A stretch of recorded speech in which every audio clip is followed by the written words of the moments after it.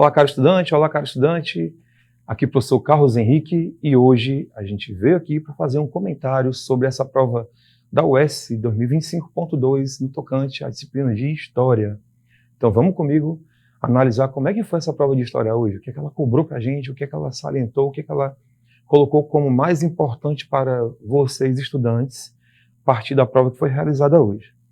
Bom, a UES, na sua primeira fase, manteve uma estrutura tradicional das 8 questões. A gente vai ter 4 questões de História Geral e 4 questões do que a gente chama de História do Brasil.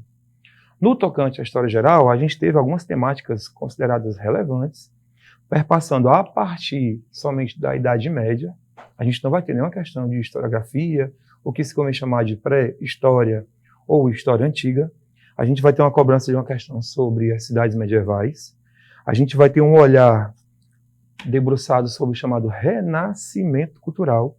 E em seguida uma questão, já nessa transição de idade moderna para contemporânea, na chamada Era Napoleônica, no grande contexto aí da Revolução Francesa, falando e abordando um pouco do início da Era Napoleônica e a manutenção dos ideais burgueses da própria Revolução.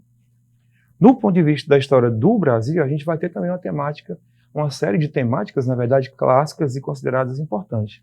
Se não vejamos algumas delas, na questão 27, por exemplo, questão abordando os povos indígenas no Brasil, uma questão falando sobre o tenentismo e a transição da República Velha para a Era Vargas, abordando o papel dos tenentes, abordando especificamente o papel da coluna Prestes.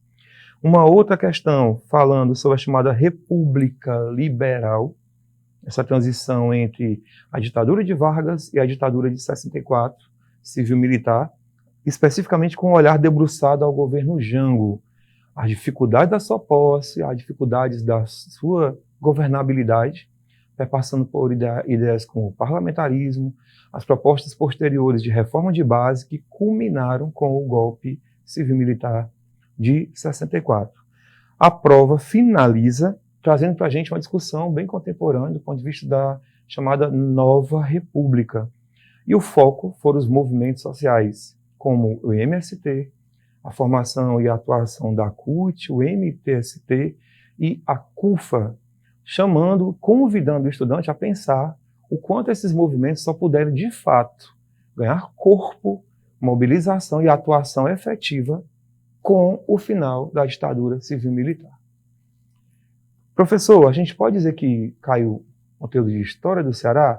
O conteúdo de História do Ceará não caiu em uma questão diretamente de maneira específica, mas ele perpassa 2 questões da nossa prova, no tocante aos povos originários, em um dos itens da questão 27, onde a prova vai citar para a gente de que não existem mais povos originários no nosso território, que eles todos foram dizimados, e esse item é considerado incorreto.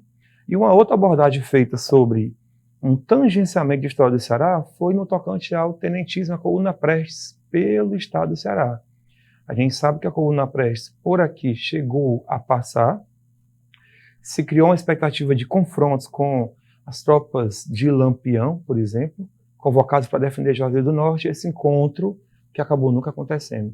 Foram os 2 momentos únicos das 8 questões onde a História do Ceará foi pensada de maneira tangencial, paralela ao tema principal. Mas, de maneira geral, a gente vai ter uma prova tradicional, com essa divisão 4 por 4, 4 questões de geral, 4 questões de Brasil, e uma questão interessante a ser pensada: a gente não teve nenhuma questão sobre aspectos da atualidade, na prova de História, pelo menos. Eu espero que a gente tenha compreendido bem essa divisão, essa abordagem geral, e que a gente tenha saído muito bem nessa prova, assuntos com certeza abordados ao longo de todos os nossos cursos preparatórios. Um forte abraço e excelentes resultados a todos. Muito obrigado.